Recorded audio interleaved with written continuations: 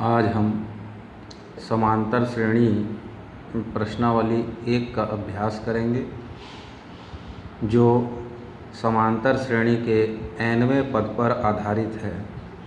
पिछली कक्षा में हमने कुछ प्रश्नों को यहाँ हल किया था। चौथा तक का प्रश्न हम हल कर चुके हैं। आगे 5वां से लेकर के सभी प्रश्न यहाँ पर आपको दिखाया जा रहा है।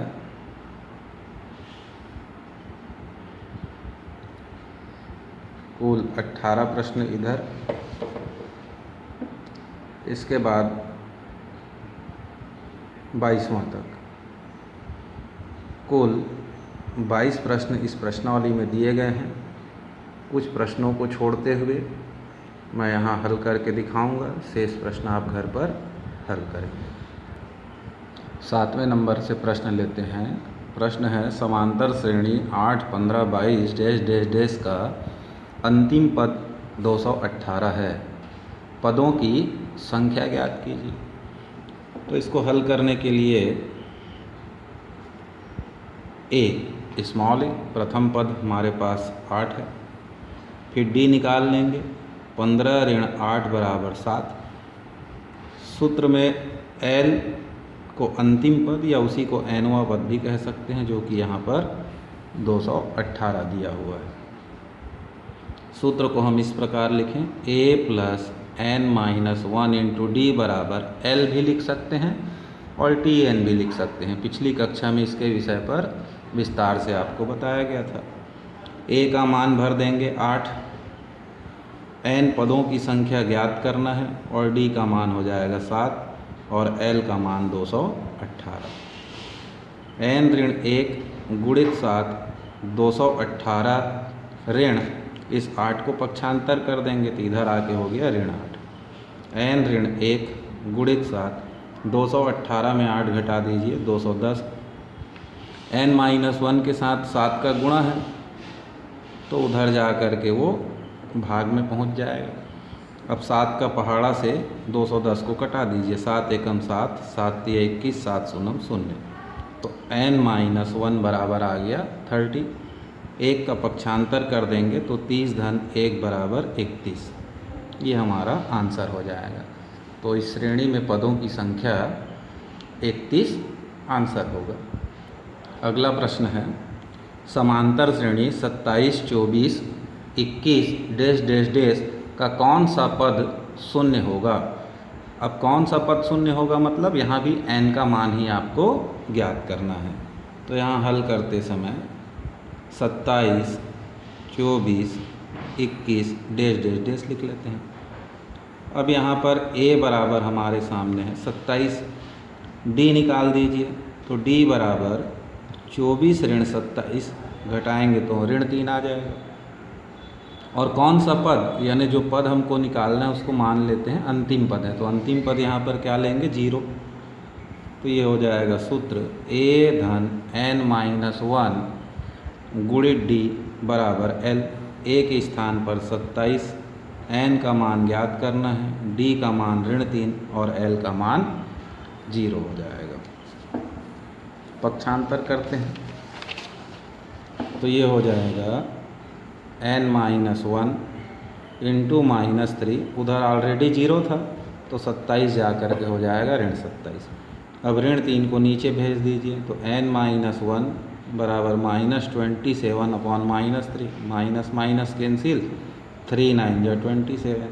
तो n minus 1 is equal to 9। So n is equal to 9 plus 1 is equal to आया 10। तो यहाँ पूछा गया था कौन सा पद शून्य होगा। तो हमारा आंसर होगा 10वां पद शून्य होगा।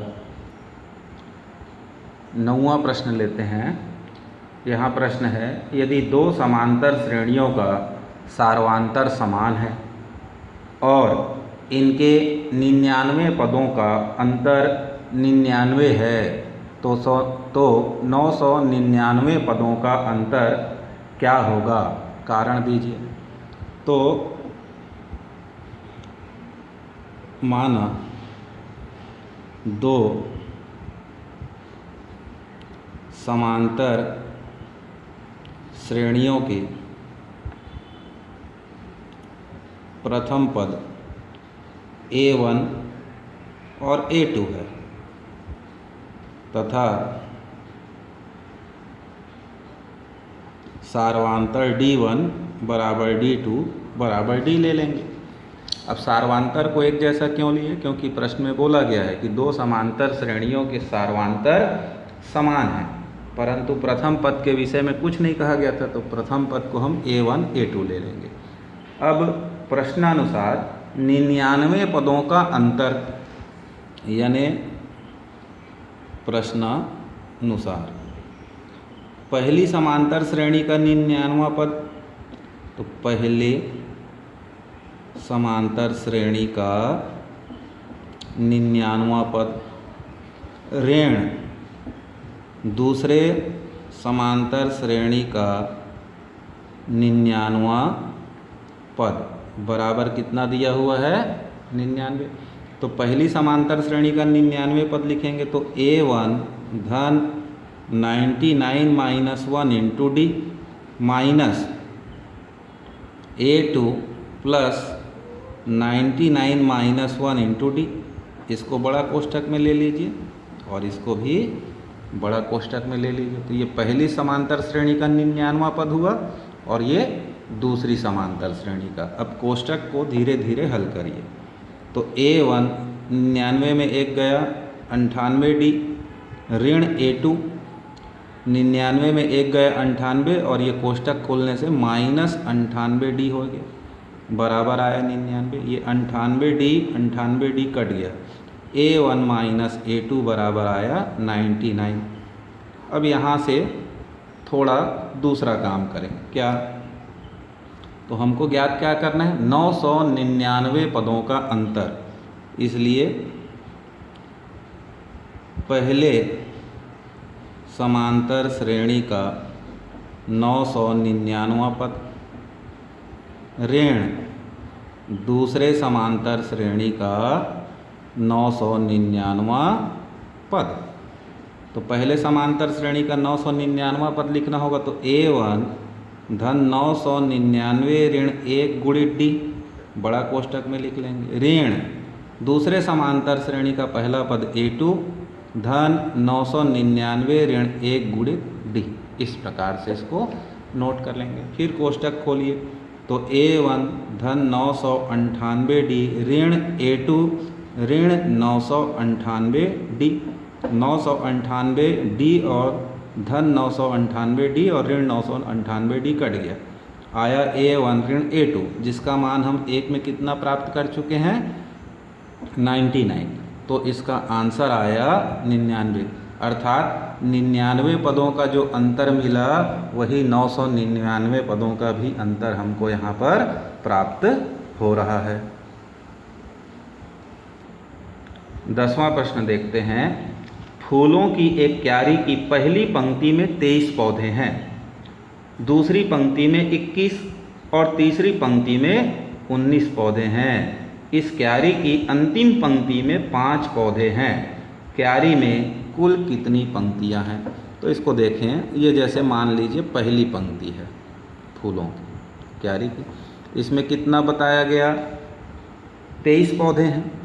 ये दूसरी पंक्ति लिए तो इसमें बताया गया 21 पौधे हैं और फिर तीसरा पंक्ति लेते हैं तो उसमें बताया गया 19 पौधा है। इसी प्रकार जो अंतिम पंक्ति है उसमें कितना है? 5।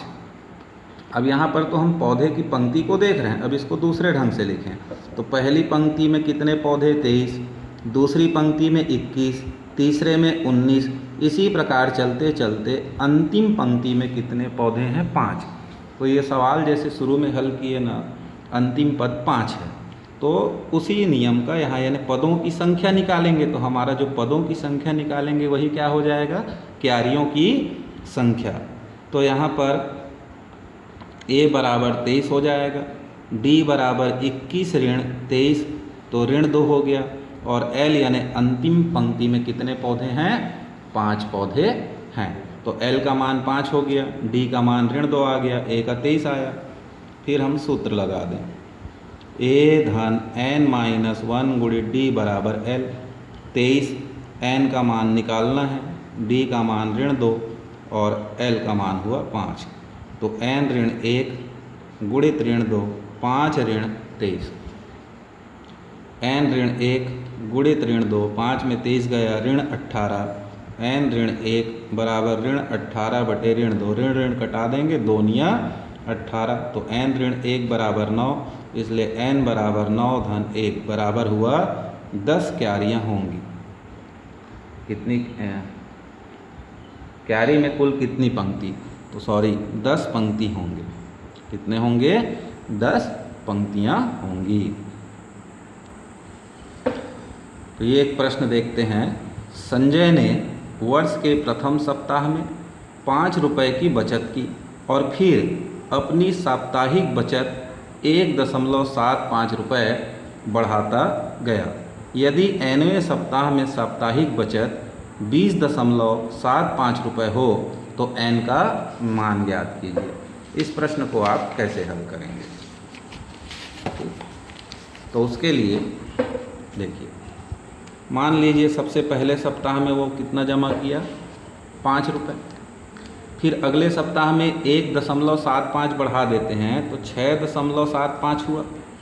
फिर इसमें 1.75 जोड़ेंगे तो ये हो जाएगा 8.50। इस प्रकार से अंतिम सप्ताह में 20.75 रुपये हो जाएगा।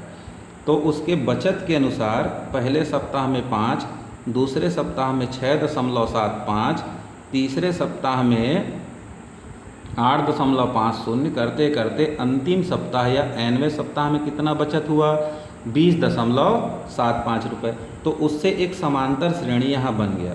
तो a का मान क्या मिल जाएगा? 5, d का मान स्पष्ट है 1.75 और अंतिम पद 20 क्या मिलेगा? 75। अब इसको सूत्र a धन n माइनस 1 गुणित d बराबर l में भरेंगे तो a का मान आपके पास है, d का मान है, l का मान है। इन सब को रखिए और हल करेंगे तो आंसर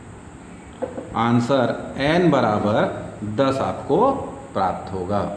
हल करके चेक करिए, बनता है तो ठीक, नहीं तो एक बार फिर से पीछे समझ लीजिए और हल करिए। ठीक, a का मान 5 दिख रहा है, d का मान 1.75, l का मान 20.75। इस सूत्र में लिख लेंगे, a का, d का, l का मान भर के हल करते हुए आगे बढ़ेंगे तो n बराबर आपको क्या प्राप्त होगा? 10। ठीक, बाकी सवाल अगली कक्षा में देखते हैं।